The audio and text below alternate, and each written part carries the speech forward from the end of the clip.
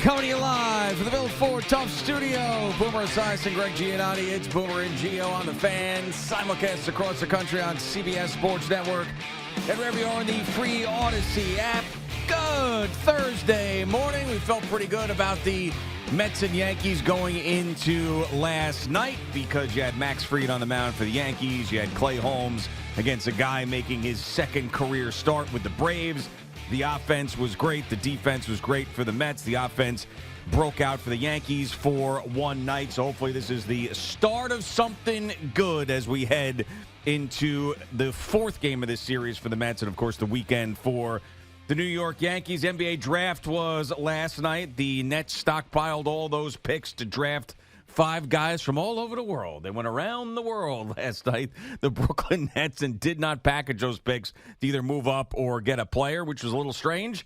And more names get added to this interview list for the Knicks, but I am thinking probably they're just going to go into free agency without a coach as well and let Leon Rose just run this whole thing, establish his dominance there as where the man is. I'm the man in this organization. Whoever this coach is going to be secondary to me. Good morning, Boomer. How are you? Yeah, I'm doing great, Jay. And now can the Yankees and the Mets take another step? You know, you can't just win one game and then lose 2, win 1, lose 2. They got to start putting some streaks together. Stacking wins? Yeah, to start getting their season back on track, you know. And last night was good. Last night was good for Juan Soto, as you said, with the Mets in the field. I mean, like, we're going to go back and forth all summer long in these situations. And, you know, hopefully, one thing I will say, Juan Soto is heating up. We all know that. We've seen a marked improvement over the last month, offensively especially. So hopefully that will continue for them. You know, as far as the NBA draft is concerned, like, there is just no juice. No. There is no juice about anything. There's no trades. There's no nothing. There were some trades, but nothing significant. So minor. Everything is minor. Everybody was, like, cautious, I guess.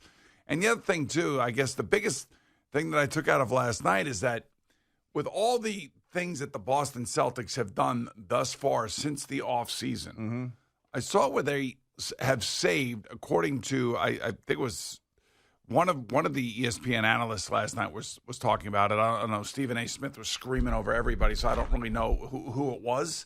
But I think the Boston Celtics are trying to save $238 million in salary, and they've done that thus far with their trades, according to that graphic I saw last night. And then came word that, you know, could Boston be trying to trade Jaylen Brown? And if they could trade Jaylen Brown, they would trade him to Danny Ainge and the Utah Jazz. Now, that would be something. That'd be some juice there. But what I'm saying is, from a Knick perspective, the whole, like, Eastern Conference is jumbled up, and we don't know what's going to happen with Giannis yet. Yeah, and jumbled up is right with all the injuries we have talked about, and Tatum, and, of course, Tyrese Halliburton in the finals. And this is why I said, imagine how we'd be feeling about the Knicks and the position they were in going into this next season, trying to take a next step into the NBA Finals if they were bringing the Knicks back or bringing the entire team back with Tom Thibodeau as the head coach. But now we just don't know who that person is going to be, and it better be better than Tibbs, and we better find out who it is sooner than later. I understand the Knicks really don't have, all right, so they got a second-round pick that I think is 20th in the second round tonight, so that's not a huge deal if the coach isn't hired for that. But, like, when you start getting into free agency and building your team and trying to find the right guys to fit a system, you need a friggin' coach. I'm sorry. Well, for me, I feel like the way it looks right now, I think the Knicks' top 7 guys, at least to me, it seems like they're keeping them.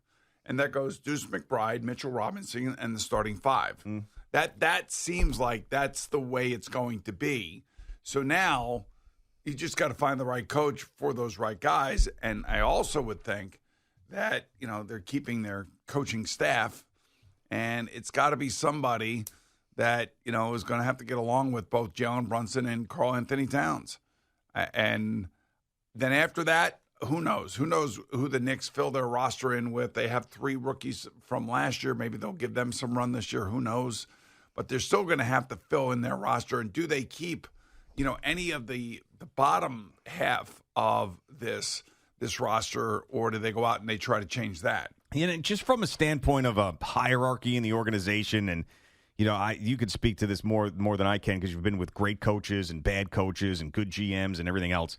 I mean, but if you're a head coach and you're getting hired, let's say after free agency, and the general manager is now bringing these guys in and saying, all right, this is your team that you have to work with, and you really had no say in any of this. I mean, isn't that a kind of a weird way to get started? Isn't it supposed to be this day and age in sports collaborative? I mean, and now like the coach is going to come in, and it almost feels like baseball in a way, unless they go out and get Jason Kidd. The trend we've seen in baseball where the GM is the guy and then they want to hire a manager. Most teams want to hire a manager who isn't going to press them on analytics, isn't going to press them on who should be hitting where, just listens to them and then handles the players and deals with the relationships. And when it comes to all the baseball stuff, the GM has it. Is that what the Knicks are trying to do here with Leon Rose when they bring in this coach? Is like, hey, we built this roster, you figure it out, but you are working for me. We are not working together. That's what it kind of feels like shaping up here, unless it's Jason Kidd. You know, it's I don't know if Jason Kidd comes here, then that means Jason Kidd's going to have a lot of power. Then that doesn't fit your narrative. Right. Right? So it's got to be a coach that gets along with, I'm assuming, this coaching staff. That's most likely going to stay, I would think, which also gives me reason to pause, because I think every coach should be able to hire the guys that he wants to be working for him, installing what he wants to get done on both offense and defense. So, I mean, it feels weird. It really, really does. And that report, and maybe it was Ian Begley who put that report out saying that, you know, the Knicks may not have a coach until the summer league starts, which is really bizarre to me. But, you know, I've seen a lot more bizarre things, and this is the Knicks after all. And I have to give Leon Rose credit for stabilizing the franchise and getting them to where they got to. And Tibbs was a big part of that.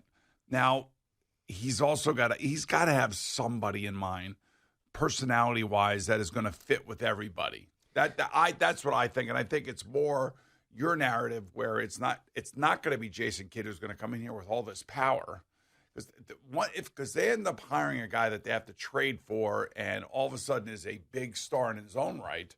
Now he gets to dictate things that he wants, and just think about what the media will be asking him and his answers, and do they coincide with what the Knicks are trying to do here? I would imagine in the beginning it would, but if there's any sign of trouble, any sign of, a player not playing hard enough for the coach, or the coach, not feeling like, the players are playing together and it's going to take a while for them to get together, and there's losing going on, that's when all the strife comes. Yeah, and just think about it, too, because it feels like the Knicks bought into some of the criticism around Tibbs and heard that stuff and either believed it themselves or were convinced into it, like playing guys too much in the regular season and the rotations and not playing young enough guys and in-game adjustments and all these things that people would criticize Tibbs for and not really talk about his successes. So if that's the case, then Leon Rose is going to want a guy in here that he could tell to do that, as opposed to handing the keys over to someone like Jason Kidd, who's going to say, you're not telling me what to do. I've proven myself, and I will coach this team the way I want to coach it. You give me the players. We'll have some talks about who that is, but I need to have some power here. It feels like that almost, where James Dolan, almost as if James Dolan at the top was like, all right, we got to fire this guy. Now Leon Rose gets the opportunity to hire him. And now Leon Rose wants to have power over the next head coach. So it's like James Dolan's got power over Leon Rose. Leon Rose wants to have power over the coach. And this stuff happens when teams actually start to have success. Now, the New England Patriots won so much. I am not comparing the Knicks to the New England Patriots. What I'm saying, though, is that's the most extreme example. No one's had more success in the history of the NFL than that New England Patriots dynasty. And at the end, they were all trying to get credit over one another. I did the most. No, I did the most. No, I did the most. I'm going to write a book. Oh, yeah, you're going to write a book? Well, I'm going to go over here and win another Super Bowl. Oh, yeah, well, I'm going to fire you. And it's all me. And it feels like because the Knicks have had some success here that we're starting to go down that road of who's responsible for it, who's at fault for it, and that's just a dangerous way to go. What's really interesting is I don't necessarily know that Brady, Belichick, or Bob Kraft ever said those things publicly to anybody. Yeah. I think it was more media-driven, social media-driven, I know that Tom at times was frustrated by the way he was treated by Bill Belichick. Hey, all you have to do is listen to the great Phil Simms, who, by the way, they're going to name the Morehouse Football Stadium after finally. Morehead. Yes. Morehouse. Yeah, yep. Morehead Football Stadium after him. Finally, after all these years. I don't know what they've been waiting for. Anyway. A better player than him, I think. Yeah, I think they're waiting for one guy that was just a little bit better than him. But I was watching a vignette of Phil. NFL Films had something up on X or something, and I was watching it, and it was just him talking about his relationship with Bill Parcells and how tough it was, and just how Bill would just always be riding him, which probably was really good for. I think, and Phil even said in the interview that I'm not trying to insult the coach in any way. I'm trying to just tell you how he treated me, and I actually loved it. And that's how my high school football coach treated me, and I loved it. That's how my offensive coordinator in Cincinnati treated me, and I loved it. They just bust your chops constantly during the game, during practice, during film room meetings. And that's what Tom Brady really got upset with. And I remember, him saying, you would think I've done nothing around here. Well, part of the reason why he's treating you like this is he never wants you to become complacent. It's easy I don't know, because I didn't win a Super Bowl. I would imagine you win one or two. Hey, I got one or two in the bank. Now I'm getting paid. Things are good. Maybe I don't commit myself as much as I would have before winning these after winning these Super Bowls.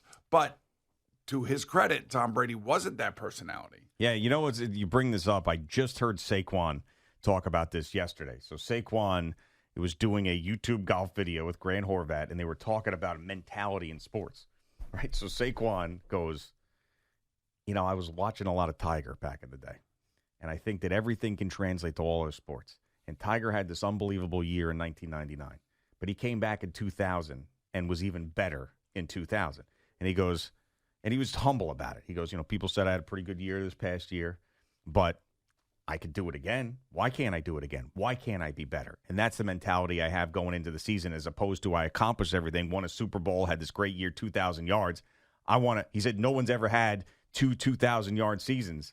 He said much less back-to-back. That's my goal now. And he's trying to learn from greats like that. And I think that few people have that mentality that we're talking about, the Brady Tiger mentality. But it was interesting. I just watched Saquon last night talk about that. But by the way, the MJ mentality, the Kobe Bryant mentality. Yeah. Those guys had it. They had it so much more than everybody else. Plus, they also had the God-given ability. I don't think Tom Brady had the God-given ability. I think he had to work at it, really, really work at it. Sure, yeah. And he had to grow into being a man physically, too, because we all remember the picture from the Combine. He was like a young, skinny, scrawny kid. Yep. And lo and behold, he built himself into a Super Bowl champion, MVP, and leader of one of the great franchise runs in all of sports history. So that was an amazing – and went somewhere else and won a Super Bowl without Bill Belichick. And Bill Belichick was not able to recreate the success that he had with Tom Brady. Mm-hmm. So I think we understand the importance of having a driven superstar that is running your franchise. There's no question about that. But I just think in the case of the Knicks, they do have a driven superstar. I know that Jalen's driven. There's no question about that. I think Karl Anthony Towns is filthy when it comes to his overall ability. And I mean that as a compliment. He's a double-double waiting to happen every night. The question is, does he have the toughness to get through these playoffs? And he was unable to do it in Minnesota, and he was unable to bring a championship to New York a year later. So the question still remains, is he the guy that you can count on in a big spot? Or is he going to take a stupid foul? Is he going to miss like 4 shots that he's forcing up? And a lot of those questions still have to be answered, and they're going to have to find a coach that somehow can get through to this guy. Well, this is another example of the players dictating how things go in the NBA.